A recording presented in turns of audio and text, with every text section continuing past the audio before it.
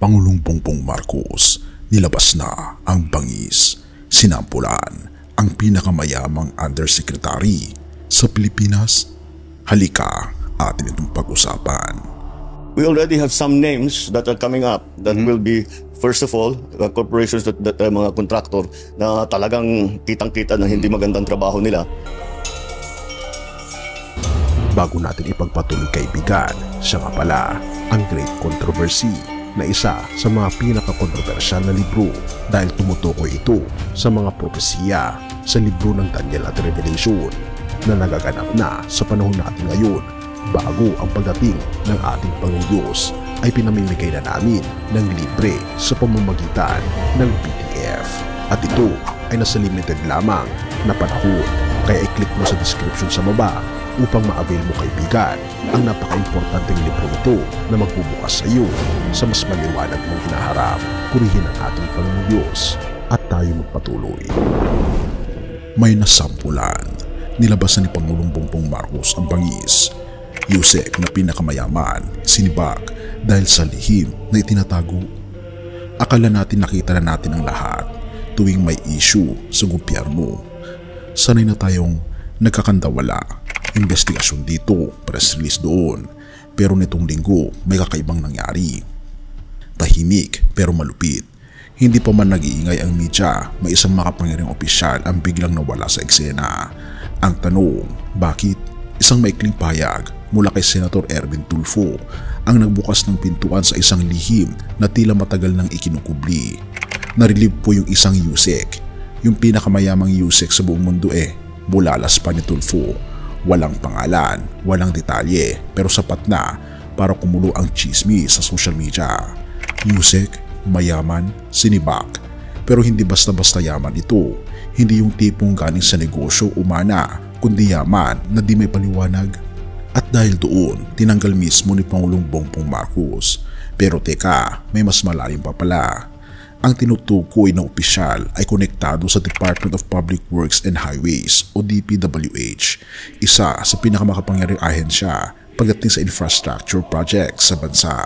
Flood control projects, multi-billion contracts, roads, bridges, budget na parang ginto. Pero may balitang isang construction company na konektado raw sa opisyal na ito ang paulit-ulit na nananalo sa mga proyekto.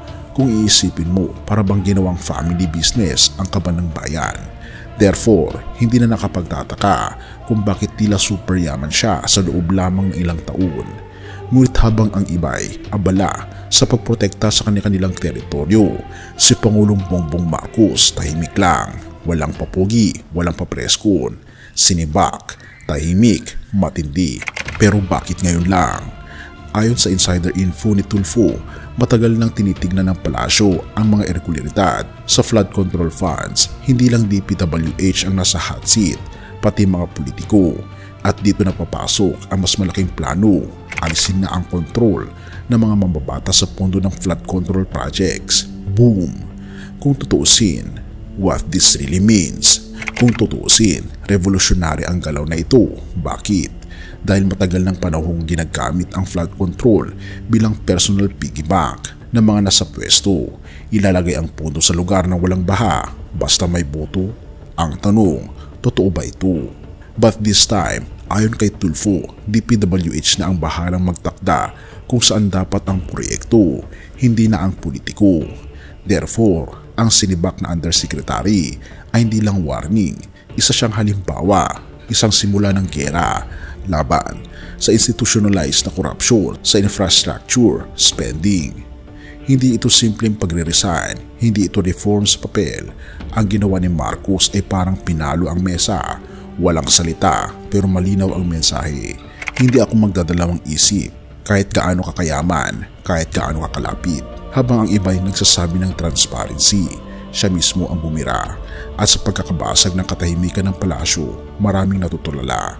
Sinampulan ang pinakamayaman at natanggal. Ang tanong, sino ang susunod? Hindi pa pinapangalanan ang Yusek. Wala pang official na statement mula sa palasyo, but the signs are everywhere. May nasampulan na. At kung totoo ang planong alisin ang political control sa flood control projects, Posibleng ito na ang simula ng malaking pagbabago. Pero kaya ba nating panindigan ito? Will the system bend or will the powerful fight back harder? Isa lang ang malinaw ngayon, nilabas na ni Pangulong Bongbong Marcos ang bangis, tahimik, matapang at walang paligoy-ligoy. Nasampulan nga ang USEC na yanig ang sistema. Pero habang tumututok tayo sa mga balitang ito, may mas malalim na paalala na dapat nating pag-isipan. Oo, may katarungan sa mundo, pero may mas mabigat na paghuhukom na darating.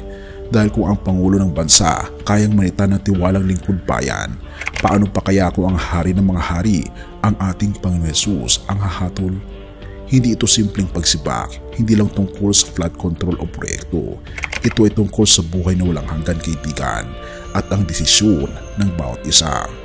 John 15 verses 22 to 23. For the Father judges no one, but has given all judgment to the Son, that all may honor the Son, just as they honor the Father. At sabi ng ating Panginoon Hesus mismo, Revelation 22 verse 12, Behold, I am coming soon, bringing my recompense with me to repay each one for what he has done. At kung sa mundong ito ay may nalalantad at napaparusahan, masigit pa ang darating, kaibigan. Ang hustisya ng tao ay may hangganan, pero ang hustisya ng ating Panginoon Hesus ay walang palya, walang palusot at walang tinatago. Kapatid, kaibigan, nasaan ka sa harap ng kanyang paghuhukom? Hindi sapat ang mabubuting gawa, hindi sapat ang posisyon. Ang ating Panginoon Hesus lamang ang daan, ang katotohanan at ang buhay. Magpasakop ka sa kanya ngayon. Ngayon ang araw ng pagbabalik loob. Hindi lang para sa mga USEC, kundi para sa ating lahat. Purihin ang ating Panginoong Diyos at tayo manalangin. Ama naming Diyos na makapangyarihan sa lahat, kami po'y lubos na nagpapasalamat sa iyo pong kabutihan sa amin. Amin pong nakita ang mga nangyayari sa aming mundo. Tulungan po kami, Panginoon, na ipasakop ang aming buong buhay sa iyo na punong-puno ng kasalanan. Tanggapin niyo po kami, o aming Panginoon Diyos, at tulungan niyo po kami tanggapin parati sa aming puso, sa aming buhay, ang aming Panginoon Kristo.